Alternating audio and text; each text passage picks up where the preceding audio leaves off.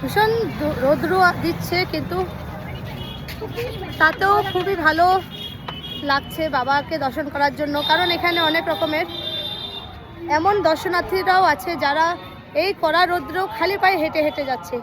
বাবার প্রতি তাদের এতই বেশি অগাধ শ্রদ্ধা যে এত কষ্ট করেও তারা দর্শন করে তার বাবার কৃপা লাভ করার জন্য একদম আশা করে আছে। দুধারে দেখো কত রকমের দোকান, বাবার মূর্তি, এসব সবাই সাজিয়ে বসেছে যাতে দর্শনার্থীরা এখান থেকে জিনিস নিতে পারে, ঘরে মেমোরেবল স্মৃতিগুলোকে যাতে ঘরে ক্যারি করে নিতে পারে।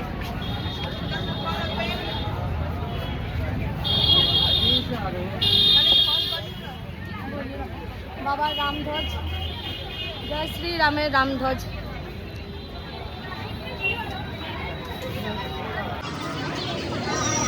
বাবার কত রকমের বিভিন্ন মূর্তি। হ্যাঁ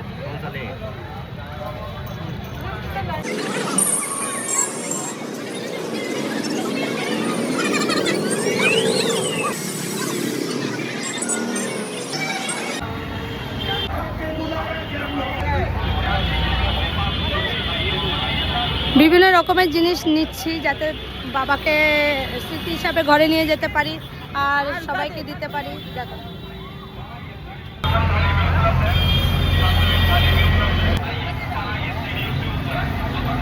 রাস্তায় চলতে চলতে খিদা পেয়ে গেল, তাই আমি পৌঁছে গেলাম একটা দোকানে, রেস্টুরেন্টে, যার নাম হলো মধুর কুঞ্জ রেস্টুরেন্ট।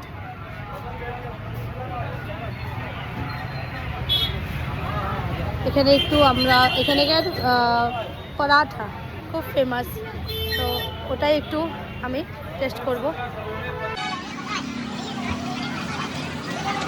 एक पराठा लगा दीजिए।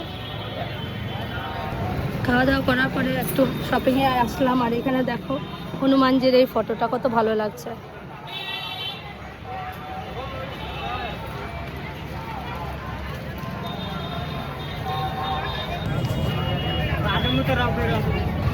মার্কেটিং করলাম অনেক, মার্কেটিং করার পরে এখন আমি এসে পৌঁছিয়েছি রাম মন্দিরে। দেখো